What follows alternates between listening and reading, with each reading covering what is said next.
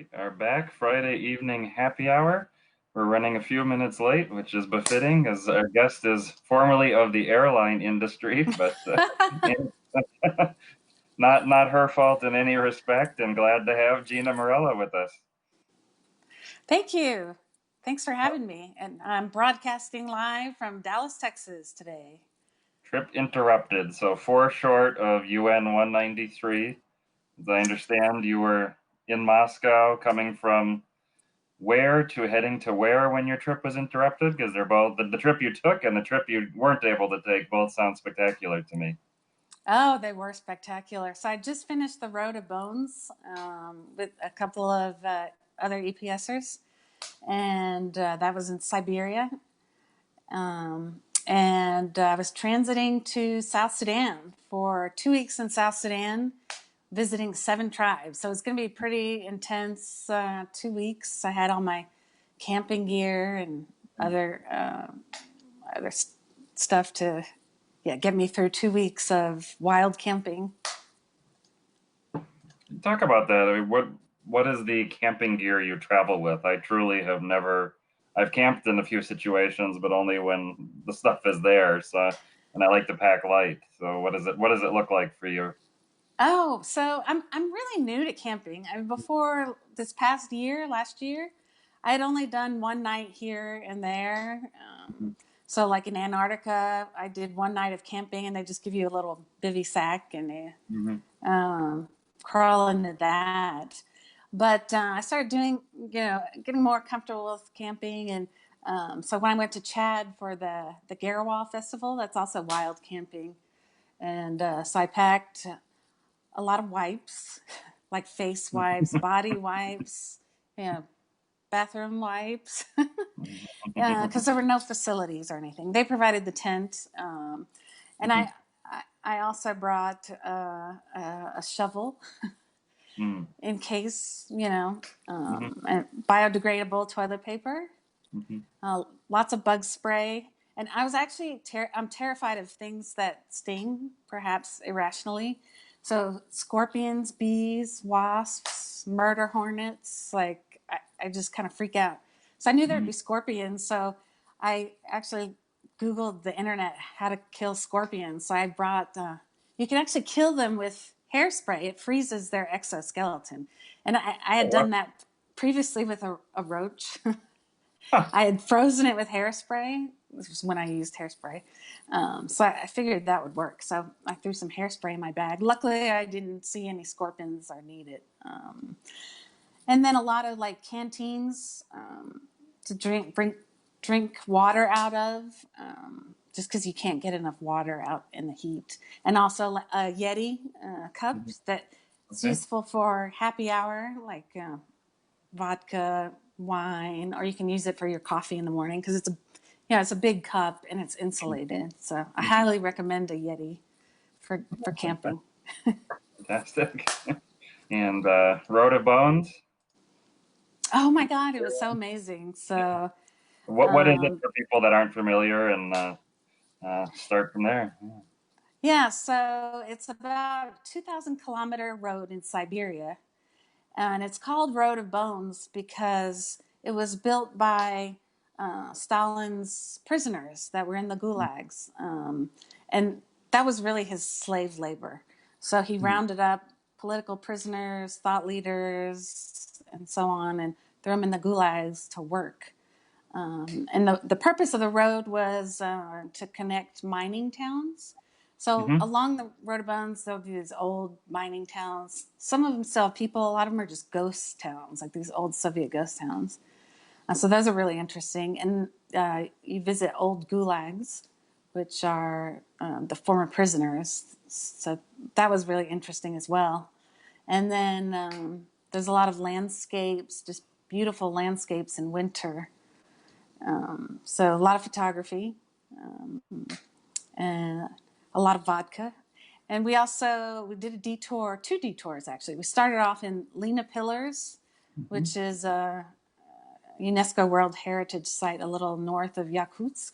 Okay. And we spent the day there hiking up the pillars and taking pictures. And my friend had a drone, and Yeah, it was great. It was beautiful. It was very cold though. Um, the it was the coldest we got was -40. That's because we went in early March. So the other detour we took was Omicron, which is known as the Pole of Cold, and that's supposedly the coldest inhabited city in the world, and it's recorded like -70 Celsius. Wow. Luckily, it wasn't that cold when we were there, but it was still really cold. And the places you stay, some of them are like guest houses with no facilities really. So like you have to go in an outhouse when it's -40 and things like that. But it's all part of the adventure. We in Omicron we went to visit some reindeer herders. So they Okay. were wearing their traditional dress, and they actually don't live in their traditional dress, maybe like the other ones do, like the Nannettes and the Yamal, a little further north. But they put on their traditional clothes for us to photograph them, and yeah, so that was a lot of fun. And then it ends in Magadan, where there's the Mask of Sorrows. It's a monument to all the people that died building the Road of Bones and in the gulags. Yeah, so it was interesting. It was a lot of fun. So we're getting the impression you're not the all-inclusive Caribbean island traveler style. No, no, but I did get really spoiled in the corporate world with some, I got to fly business class all the time and got to stay in nice hotels. So I have a gazillion Starwood or Marriott points and American Advantage miles that I still haven't used yet. So, but I'm kind of like a chameleon, I'll do the needful. If I need to travel in a rough style, especially now that I'm a little more confident in certain things, that yeah, I'm happy to do it. So Fantastic, incredibly adventurous. So let's talk a little bit about your business career and your business travel. You come from the aviation industry, and it's a hot topic for everyone. So tell us about what you did in the industry, and then what you think about the industry now. oh yeah, so I I worked for American Airlines for almost 12 years. I worked at the headquarters, doing revenue management, pricing, like merchandising, ancillary revenue, and I did a bit of cargo revenue management and pricing as well. What does revenue management mean? So the way I would explain it to my mother when she was alive and my brother, in layman's terms, it's we figure out how to stick it to the customer. Like, yeah, not the nicest way to describe it, but people understand it, right? So how many seats to sell at the right price at the right time to the right customer.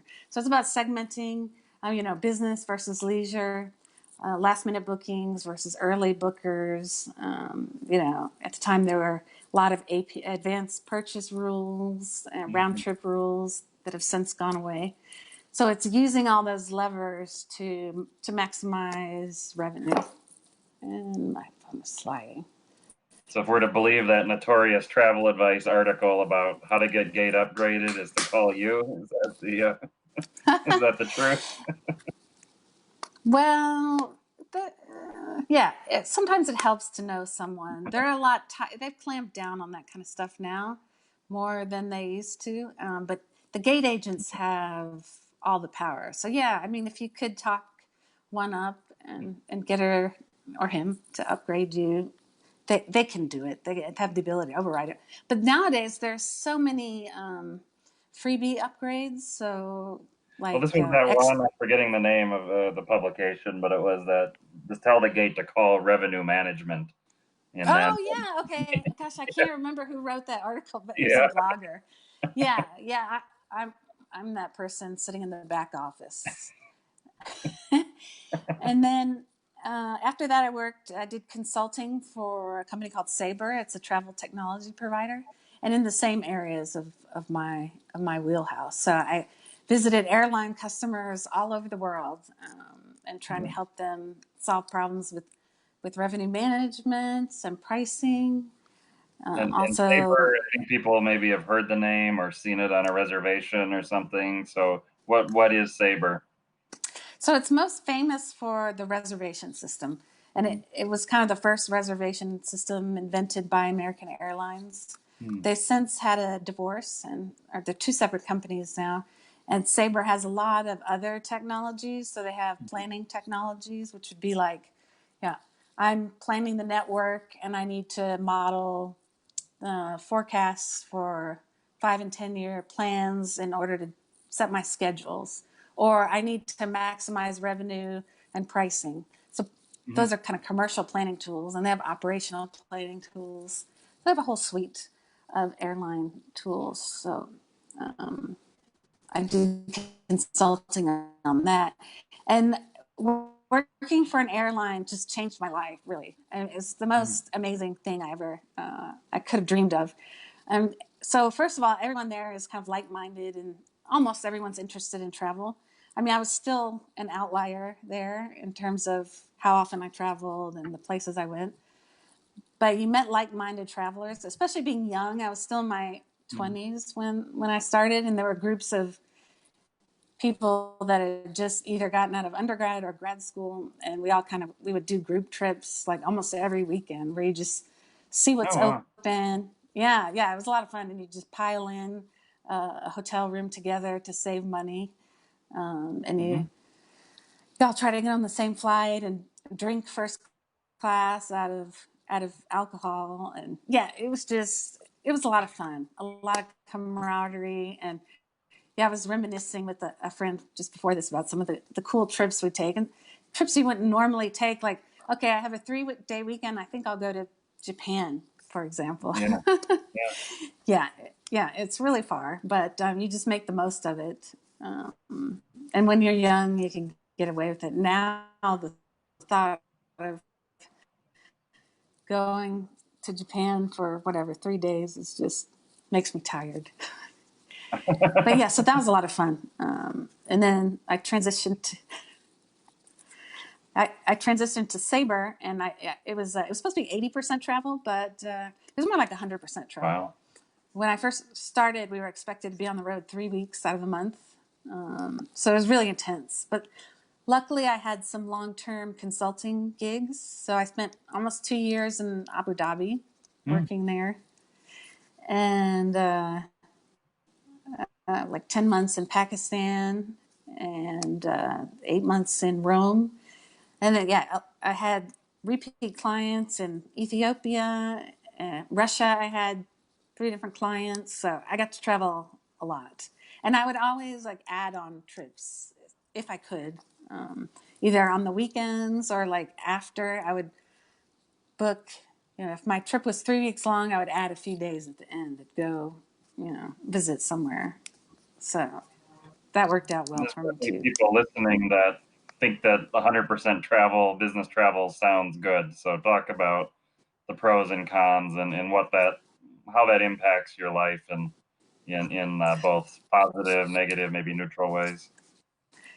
Yeah, there's definitely arguments for both. I mean, on the plus side, yeah, you're getting to travel on on corporate, expense account to all these far flung places like Port Moresby, for example. I mean, how many people go to, other than like aid workers, go to Port Moresby on business? Maybe Mm-hmm. miners. Yeah, and you get to interact with the locals in a business setting, and a lot of times they extend wonderful hospitality to you. So maybe you go to their house and meet their family, or you travel with them, and it's just learning about the culture in a different way than maybe just taking a tour might expose you to. Mm-hmm. So that was one of the best parts. I mean, I loved traveling. I still love it. The downside is, I mean, it puts a strain on all your relationships, right? Being gone 3 weeks out of the month, month after month, people, they stop inviting you for things. You really have to make an effort. In the small Yeah. bit of time you have at home, you have to make an effort to see your family, see your friends. But again, if you took a 30-something hour ride home, and you're jet lagged because you've been in a time zone that's 10 hours different, it's really hard to, get yourself going and want to do social activities. You kind of want to just have some me time, go to the gym or relax. So it's really a strain on relationships and also your health. So being on expense account, obviously, it has some perks in terms Yeah. of going out to restaurants every night and Yeah. eating nice dinners and having nice bottles of wine. And yeah, I gained a lot of weight from my previous life, but it was fun. Um, and I'm thinking travelers are some of the few that might not be gaining weight during the lockdown. So I think I've I think I've actually lost 8 pounds in 2 months by not traveling. Yeah. yeah, I lost weight also. Even with my cooking, I was kind of worried. Like, okay, I'm gonna eat 20 momos because I can't stop. They're so good. But no, I've lost weight also, so that's a So good we've got thing. some rapid fire your takes on some destinations. So Morocco first. Oh, This is my from hot take Paula asking. Mhm. on Morocco. Yeah. So I love Morocco. I went there, gosh, maybe 2008, and did the circuit to the Atlas Mountains and the camel ride in the desert. I loved it, and obviously the square. What's it called? Not Jamila Square. With all the crazy water cellars and Mm. Tentis, and yeah, it's a lot of fun. But so the sad part is with Morocco, I would consider it almost over touristed now, and I find that the people are very aggressive. So like if you're in the square, a lady grabs my hand and is trying to put henna tattoo, or even in the Atlas Mountains, some man like pulled me into his shop to look at whatever it was, rugs or I don't know, pottery. So I've gotten to not like touristy places as much as I used to. Hmm. But yeah, it's a And then great his follow introduction to. and the follow up was Tunisia. Oh, Tunisia is great too. So I've been there a couple of times, to, but I haven't explored enough of it. Like I'd love to get down to the south. I haven't made it there yet, Mm. but I really like it. I feel like it's less touristy than Morocco, and very enjoyable. Yeah, very interesting. And also, I stopped there on my way to Libya, of course, because you have to Oh these yeah. days. And you went overland to Yeah. Libya, or you had a connecting flight there? I'm So, not. I went during the Gaddafi era and just went overland from Tunisia, and it was very run of the mill at the time. Yeah. oh no, I did it recently. So it's 2017. I went with Lupine Tours. They were doing actually they started doing these relatively large tours, but it was on a business visa. And Mm. so, it was a cast of characters on my trip, including myself. Yeah. But the guy from Lupine is like, oh no, are we really going to look like, oil executives, businessmen that are coming? Because, everyone's in, regular clothes and lots of luggage and stuff. Mm. But no, we flew on Libyan wings. It was really the only operator at the time. So, and we got to Leptis Magna and Tripoli, of Mm. course. But everything else was off limits. So at some point, I'd love to go to the south and see the desert. And that's what you'll notice if you ever travel with me or you hear my travel stories. I always say I love to go back and do X, Y, and Z. And I literally haven't met a country that I didn't like. And anytime I visit somewhere, I always find more things I want to visit in the country and more things I want to see. So as soon as I'm there, I'm like, oh, this is great. I'm going to come back and do all these things. So So, it's just never going to end for me. Maybe 193 times two. I don't know. and tying into Ryan's questions about Philippines, so then what are you going to go back and do? I'm going back whale sharks in I forgot the name of the place, but it's pretty touristy where you swim with the whale sharks. Is that in? So Oh yes, I'm trying to remember the name, but yeah, I can't I was remember the there in the name. wrong season. Yeah. Yeah, so I went there. Actually, I went there for work. I was working with a Mm-hmm. large carrier based in Manila. I was doing some consulting. They were trying to improve their Skytrax rating.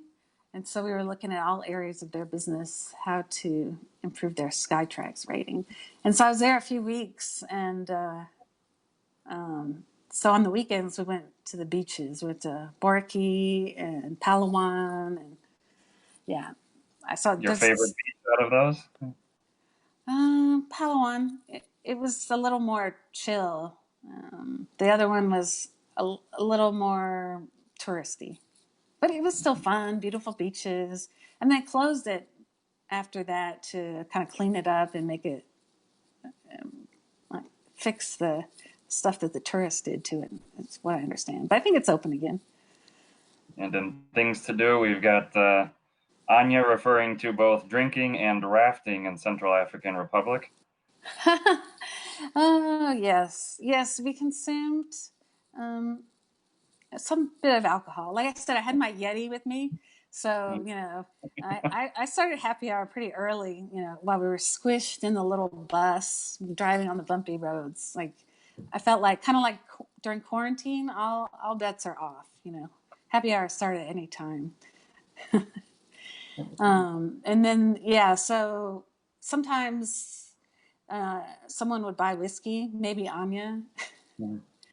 And normally I don't drink whiskey or beer, but whatever people were drinking, I would partake in it. And so, yeah, the rafting experience, that was the 5.5 hour boat ride I mentioned. That was from Cameroon to Car. And that you actually do the border stop along the river. Oh So wow. that was the first time I'd ever did a river border stop. So I thought that was fun. But we didn't have to get out of the boat, luckily. But it was a small boat that was maybe for, I don't know, 10 people. And we were, I think, 17 with the guide and 18 with the boat driver. And we had all our luggage in the front. And we were like, everyone was shoulder to shoulder. There was someone sitting in front of me and we were knee to knee. And it was 5.5 hours of riding low in that in the boat. And yeah, it was bad. It was supposed to take maybe like 2 hours because it was upstream, but we were way overweighted, and supposedly the river was low as well, so that's why it took 5.5 hours. On the way back, we were in two boats. My boat was the fast one. I got lucky with that, and it took us, even with the immigration stop, like an hour and a half on the way back.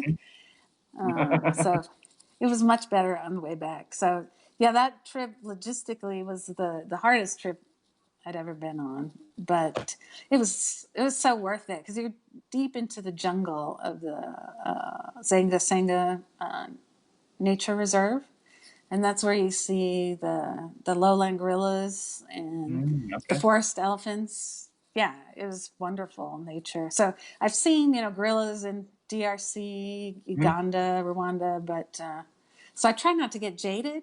But every experience I have interacting with wildlife like that is just it's just magical. I just love watching nature and wildlife. And that's actually what got me into traveling, is my interest in wildlife and scuba diving. Oh, incredible. And while we're on Africa, Brent's asking, what country in Africa have you found to be the most rewarding, e.g., most to do, architecture, food, sites, people, or most meaningful to you? Oh, yeah. These are the hardest Mhm. questions. Like, it's, so when someone asks you to pick your favorite country, it's like, no, I can't do it. They all have something wonderful to offer. With, I mean, it could be the culture. So I have a really hard time picking just Let's mine one. the meaningful then. I read your blog post about Guinea-Bissau and a particular region there, so tell us about that. Okay, yeah. So I was recently in West Africa for, it was like a whirlwind 6 country tour over about a month, and we stopped in Guinea-Bissau, and yeah, Bissau, the capital isn't that great in terms of capitals. It's kind of run down, a little bit sad. But we took a boat a couple of hours out to the Bajagos Islands, and they're pretty remote. And so we stayed at a resort there, but we took another boat to visit the people, the indigenous people. They're called the Bajagos also. And it's actually a matriarchal society, which is really interesting. I don't think I'd ever spent time with a matriarchal society before. So when we arrived, the women were absolutely boisterous. Like, it was out of control. They were singing and clapping, playing drums and dancing, just welcoming us. And the little kids were too. And some of the ladies, I think, had drank a little too much palm wine because they were just overly friendly and loud. But that's okay. They were having a good time and Mhm. welcoming the tourists. And so it's really interesting phenomenon because the women are, super friendly and interacting, and the little girls were as well. So they were all holding on to my hands, my elbows, my pockets, and walking everywhere with me. The picture that you posted for this chat actually is me Mhm. with several kids. They were really cute, but it was interesting because the men were kind of standoffish, and the boys were really shy. Hmm. So I just assumed that was kind of a fun of, you know, it was a woman's world. We're having a So they few have a connection issues there. really in Yeah. Mhm. the court. What about now? We might ask you if you can disconnect and reload it. It's broken up pretty badly.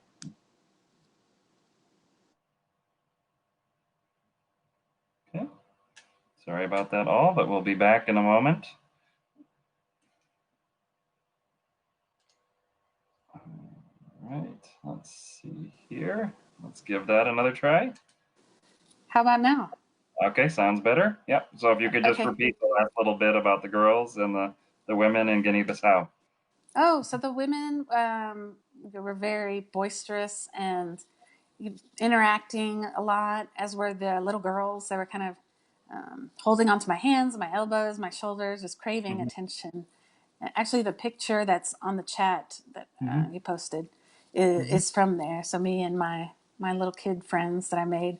But the men are more quiet and reserved and standoffish. I mean, not in a bad way or anything. And as were the boys. The boys were kind of shy and Mhm. standing far away. And I think that's because it's a matriarchal society that's just how they've developed, right? Mhm. In Mhm. our world, it's the men are more, in general, aggressive, and the women are less dominant in general. Um, and so they have a really interesting courtship and divorce ritual. The women actually decide who they want to marry, and they'll indicate or make their proposal by cooking a meal and leaving it outside of the man's and his family's house. Hmm. So if he eats the meal, that means that he wants to get married. So I guess you have to be a good cook in that case. And I guess if he doesn't eat the meal, it means he's not interested. But then he actually moves in with the woman and her family, and then they get married. So on the other end of the spectrum, the the divorce ritual it's left up to the woman. So I know in some countries like Saudi Arabia, at least it used to be, it was up to the man to ask for a divorce or request a divorce. Like women in a lot of those countries can't ask for a divorce, but in this particular society, they can.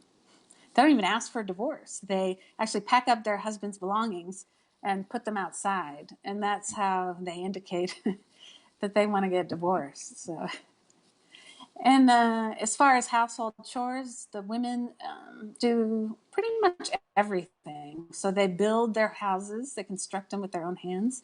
They do the cooking. They do pretty much all the indoor activities. They educate the children. They're animists, so they have spiritual celebrations, and the women do those too, from what I understand. And the men just sit back and watch the spiritual uh, ceremonies. And so the men only really do kind of outdoor work. So it's kind of society that, as we know it, turned upside down. So I found it really interesting. And on the way, women followed us, drumming and singing. And as we were walking out, this one woman was yelling at me, what I thought was yelling at me in Portuguese. And I thought, oh no, she probably wants money or is yelling because she hates Americans, or I had no idea. But then I found someone, a local guide that spoke Portuguese, and I asked her to interpret. And she said, oh, she's not yelling at you. She's asking if you will take her children with you so that they can have a better life. Yeah, yeah. It was. I was shocked and touched, and yeah, it was very moving that she asked that. Wow. But I couldn't take her kids home with me.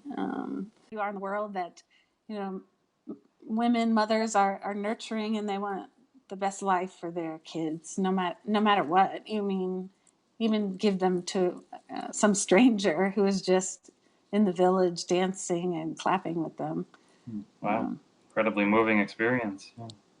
Yeah, it was great. So, I think you asked what was my favorite country in terms of architecture, food, culture. I would say that was my kind of like the most moving experience in Africa that I had. Yeah. And Brent also noted your mention of momos. So I want to call attention to the website you've launched and the cooking project, because at first glance you might say pictures of food from countries we've been, but you're actually taking these recipes and cooking them at home. Yeah. So I got inspired to do a cookbook a couple years ago. A friend of mine, she walked the Camino de Santiago, the pilgrimage in northern Spain, and she's actually a real cook. She went to Cordon Bleu, so she wrote a book called Taste of the Camino, and she developed recipes from all over, like Galicia, and everywhere she went along the Camino. And so I started thinking, hey, maybe I could do that, do like a taste of 193, and do a cookbook of recipes of my favorite dishes in all the countries that I visit. And so, because I love food, like when I go to a country, I really try to eat local food. Whether it's street food or a local dive or a nice restaurant. I'm game for anything. And so, while I was working, I really didn't have time to make a blog or a cookbook. So I took advantage of my lockdown starting on March 16th, and I decided, okay, I'm going to get this blog up and running, and I'm going to work on the cookbook project. And then I thought, well, why don't I just merge the two? Maybe don't start off trying to do a cookbook right away, because it's quite a big undertaking. Maybe I just put my recipes and my research on the blog until I'm ready to launch it in a cookbook, if I choose to do that. So yeah, I started this blog, and it's got a food component and a travel component. And so on the food component, I try to put a picture or two in there of the location. Mm-hmm. But I make the recipe. I find a good recipe. I do some research, pick a recipe, and then I make it and develop, make some tweaks to it, and I photograph while I'm making it, and then I photograph the finished product. Unfortunately, the finished products of mine, since I'm not a professional cook, they don't look professional. They look homemade, but I'd like to think that it makes, it's keeping it real, right? I'm not a professional cook or professional photographer. I'm just trying to recreate some of the experiences that I had while I was traveling. And also, I try to take a cooking class if I have time in the countries that I visit. I've been doing that a couple of years now. So I think the last one I took was in Mali. And I made, I can't remember the name of the dish, but it's basically meat with veggies and peanut sauce and rice. Mm. So I made it in a local woman's home. And I cleaned the rice in the calabash, and I mixed the peanut sauce by twirling a stick. Mm-hmm. I didn't do a very good job because the lady had to come over and correct me a few times and kind of laughed at me, but but I tried. Actually, the next day I wasn't feeling too well after my meal. So, but usually it works out better than that. Oh, fantastic! And so the plan is to do a recipe from every UN country, or what's the? Yeah, every UN country. So let's see. I'm counting 3, 5, 7. I'm scrolling 9, 11. You're 11 of the way in, so a great start with some. Yeah. So part of the big work is, besides cooking, recipe development, adjusting the recipe, taking the pictures, you have to load it up on the blog and edit it and all that. So I've got a stack full of recipes that I've done that need to be loaded. So I've got a few more, but maybe 20 at most so far. Mm.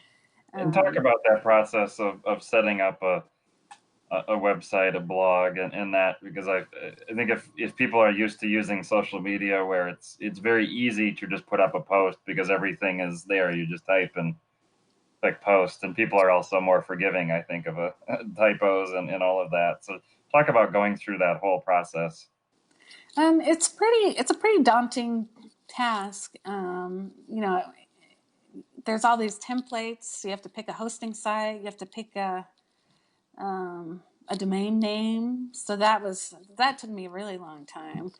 You don't want it to be too close to anyone else's, and you want it to kind of be meaningful to your brand. So that took a really long time for me to set that up.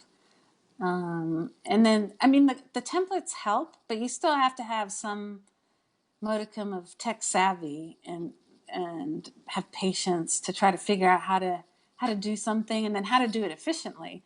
So I still don't have a great workflow of, okay, I'm going to write my story, and I've got to find my pictures that are on my iPhone and then transfer them to my laptop and then transfer them up onto the website. It's quite an undertaking. I'm in awe of bloggers that push out this content because it's quite a bit of work. But maybe there's some workflows I don't know about yet that will become easier.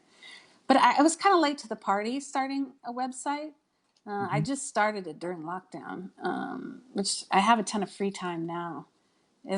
Before, I didn't have much time while working. And also, I purposefully tried to keep a low social media profile because I was traveling for work, but I really pushed the envelope in terms of adding on destinations, and also working from remote locations. So, for example, I might have been working in, I don't know, Pakistan. And so to celebrate the end of our trip, 3 of us went to Erbil. So this was in 2014, kind of like at the height of ISIS. That was the first time I went.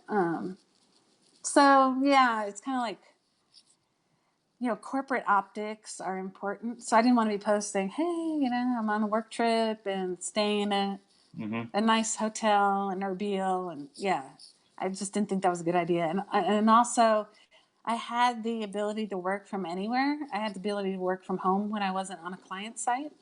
Okay. But I really pushed the envelope there. When I knew I was leaving, I really pushed it. So I signed up for a lupine tour to Eritrea.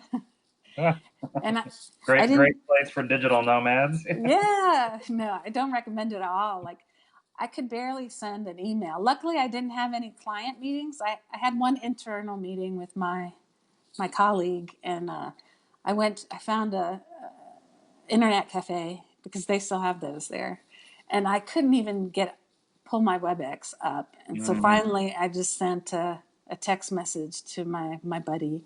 It's like, can we talk about this next week? He's like, oh right, no problem, sure. So yeah, I didn't want to post those kind of things for professional image. Although now I'm exposing all my secrets, so. Yeah, well, that's part of it. I think the world has shifted a bit in terms of revealing things, and I've certainly been there. And I'm a generation growing up watching The Simpsons, and there was one scene where there's a crisis in town, and the mayor is in Jamaica, so he's got the backdrop of the office behind him, and but below he's wearing swim trunks, and suddenly the guy with the steel drums comes by, and he says, "Get those steel drums out of the mayor's office." And I felt like that on a few conference calls and my business travels, where it's perfectly quiet until you get on the phone, and then there's something incredibly distinctive from that country here. Yeah, Even drummers in Burundi or something like that. yeah, or even when they call you and it makes a different sound on their phone of the ringing because you're in another country, and it doesn't do, say, the US ringing sound for them. It's totally different. Yeah. It's kind of a giveaway, yeah. Yeah, they get you before you even pick up the phone. But that's definitely one silver lining of this COVID is I think more and more companies will go to remote work because yeah, it just some of them might have been gun shy to do it because they think employees won't be productive, or you can't have a good meeting over Zoom, and all that's been proven false.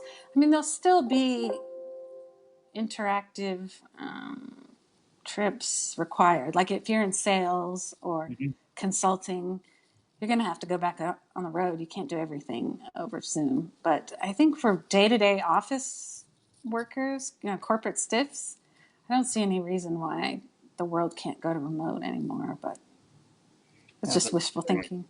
Yeah, I just saw a headline of trying to calculate the amount of savings and payroll that Facebook may make because if they're saying people are going to move out of the Bay Area, they're going to cut their pay for cost of living. So it's not quite the deal. So then, if any company is one you can't fool, like, oh yeah, I'm still living in the Bay Area, you really would have to try hard to make it impossible for them to not know that you're actually somewhere else. And I also read an interesting piece from one corporate observer talking about a company she knows that immediately when things about the remote work were announced. Is your phone? Yeah, sorry. I hope that's not losing battery. We're okay as long as it's not the battery. So anyway, the this company she was talking about is the immediate rush was amongst all the executives jockeying for position to still retain an office. So yeah. Well, yeah, if you're a serious corporate stiff, you're going to want to be having your FaceTime and being in the office. So yeah, but that's a lifestyle choice. Like I'm at the point in my life where I don't care about climbing the corporate ladder so much. I'm more into work life balance or travel. So I'd rather have a position that gives me flexibility, the ability to work from anywhere and travel. And actually, my plan is not to go back to work full time, but to do freelance consulting in my area of specialty, which is commercial aviation topics. Mm-hmm. But due to COVID, the airline industry is really struggling. So it might be a while before I start getting gigs. or not. I mean, sometimes out of chaos comes opportunity, right? Companies are going to be looking to change their business models and look for ways to be more efficient or effective. And so maybe they need consultants to come in and shake them up a bit. And we'll just have to see what happens. Yeah, lawyers are doing well, therapists are doing well. There's all kinds of different jobs that are doing exactly what they were doing before. There's so many that are totally changing, and so many that are disrupted, and that I feel like people that if their intention is to be working, then this is not a good time to be slacking off. This is a time to be trying very hard and being conspicuously useful if you're still hoping to have someone pay you for something. Yeah, and obviously the airline industry has gotten hit pretty hard, and I think we're just seeing the beginning of it because, at least in the U.S., the bailout package was contingent upon no layoffs until Mm-hmm. October 1st. Mm-hmm. And so, yeah, starting October 1st is probably going to be a bloodbath. I don't. United and American both have sent out notices that you can take a voluntary package or you might get laid off in October. So people are having to seriously consider that. And also the financial implications have been deferred because of all the bailout packages. Yeah, And it's amazed me how so many people I'm interacting with seem to think it's over just because they're tired of it, and it it's hardly begun in the long scope of things. I think that yeah, I don't have a crystal ball, and I don't even read people's opinion pieces on, what's going to happen with COVID, and I just try to stick to solid news sources. But I mean, my hot take on it is nobody knows, first of all, and it's dependent on whether we find a vaccine or not, and then how long that take. If we do find a vaccine, how long it takes to manufacture and distribute the vaccine.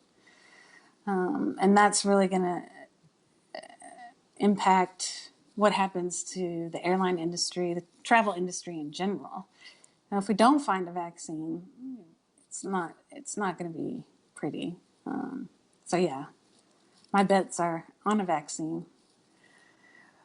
But yeah, I tried to do like a little flow chart for my own, like get my own head around it, but I haven't finished it yet. It's starting to get pretty complicated, so I need to find a way to simplify it. and this is for the industry. This is for your personal lifestyle or travels or all of it. Um, well, for I guess industry related, airline industry related, and just to get my head around what I think is going to happen. What are the likely outcomes? Because you can't prepare for every outcome, but Mm-hmm. what are the likely outcomes? Well, walk us through that process because you have it sounds like a professional discipline. A flow chart is that's a tool you use in other fields, and so how do you structuring this and starting to wrestle with the issues in a actionable way? Yeah, so I mean, there's about a bunch of ways you can skin a cat, but for me, I feel like the biggest driver is whether we find a vaccine or not. So that's kind of the start of the Mm-hmm. flow chart. And then, yeah, so if you go on the yes, we find a vaccine path, how long is it until we get the vaccine developed and distributed? And then from there, I'm looking at kind of the economics of either getting a vaccine or not getting the vaccine. So what are the financial implications for personal? So people's been out of work for 6 months or 1 year or year and a Mm-hmm. half. And also businesses, what's happened to their cash flow? Have they declared bankruptcy? Are they still going to be around? So personal economics and business economics. And also from there, it's consumers' readiness to fly again. So people are scared, kind of like it's after September 11th. People were really scared to fly again. But Mm-hmm. I, I think this is a little bit worse. And part of it's because we don't know much about the virus yet, and there's so much misinformation going around. And also, at least in the U.S., there was a clear government response to September 11th, right? Like, so Bush put together, was it the Department of Homeland Security, and they started the TSA, and there were a lot of government mandated security initiatives that went on. I mean, it took a while to settle on them. They were changing every day at the airport, and yeah, it took maybe, I don't know, a year or two to kind of finalize them. I mean, they're never really final, right? They change them. But I think we're not getting government support so much in terms of mandating, okay, airports need to do this, airlines need to do that. There's some guidance from the FAA, but not a ton. So I think it'll take a while for consumers to want to come back. So those things affected the demand side, right? They're going to temper demand, basically the economics and the fear of flying. And then on the supply side, people are talking about maybe not using the middle seat. So Delta has said for a while they won't use the middle seat. United and American have not agreed to that. They said they'll try not to if the flight's not full.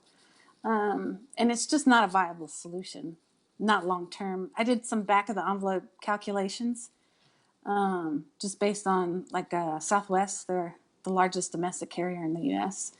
And they'd have to raise their fares between 40 and 60% if they didn't use the middle seats. Wow. Yeah, I mean, I made a lot of assumptions, but that's just that's not sustainable for most people to.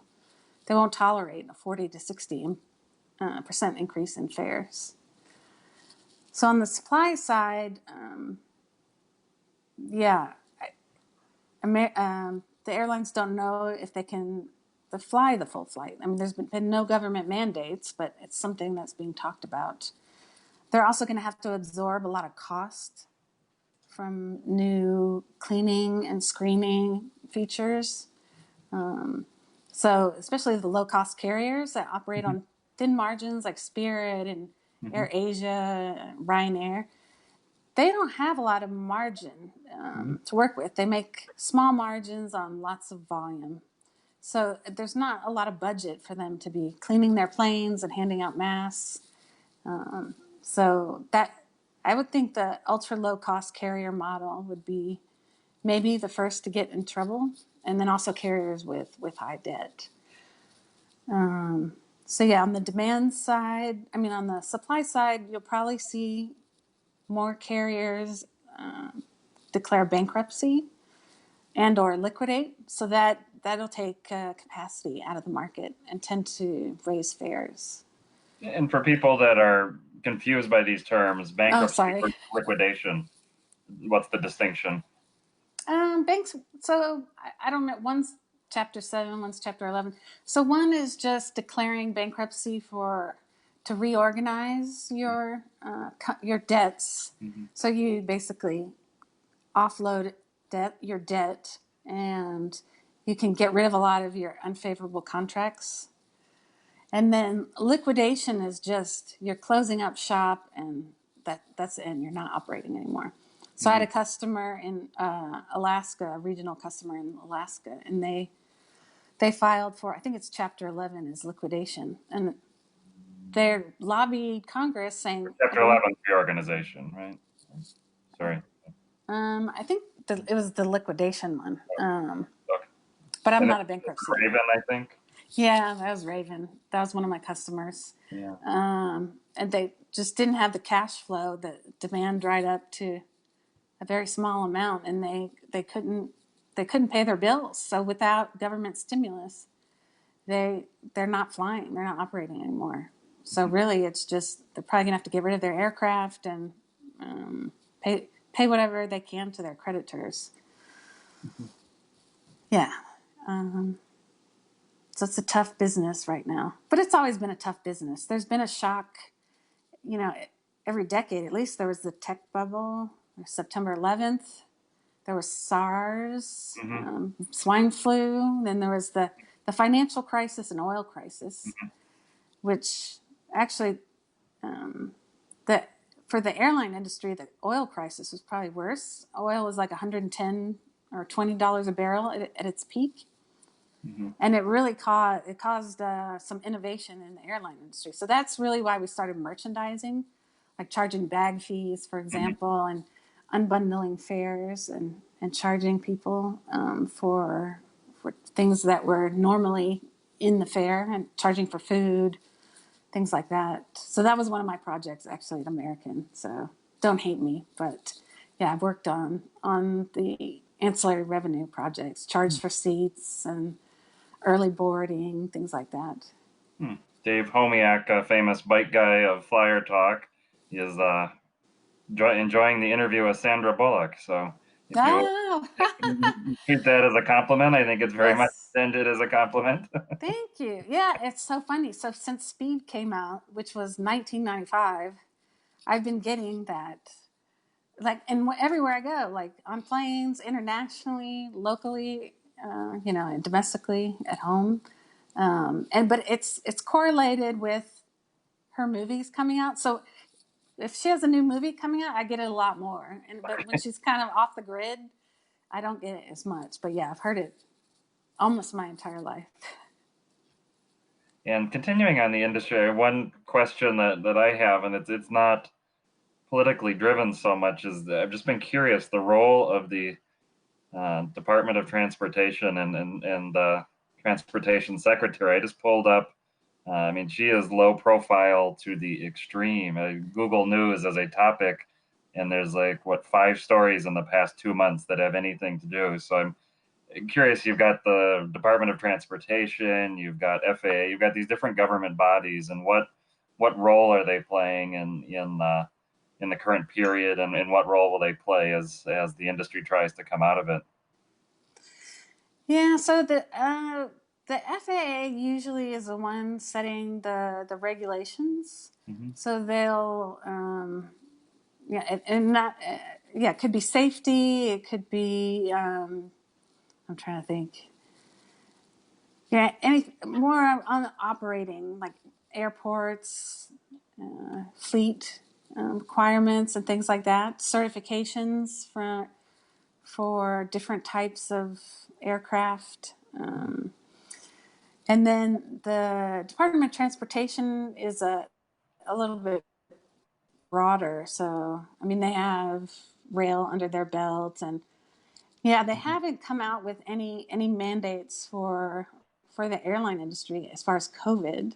I would Mm-hmm. expect all those to come from the FAA, and maybe IATA. So IATA is a industry consortium of sorts, Mm-hmm. and almost all the airlines are what we say in IATA. They participate in IATA, and it's not a regulatory body, but think of it as the United Nations of airlines. Like, they don't necessarily have any power per se, but they try to collectively make standards for the good of the industry and for the good of the consumer.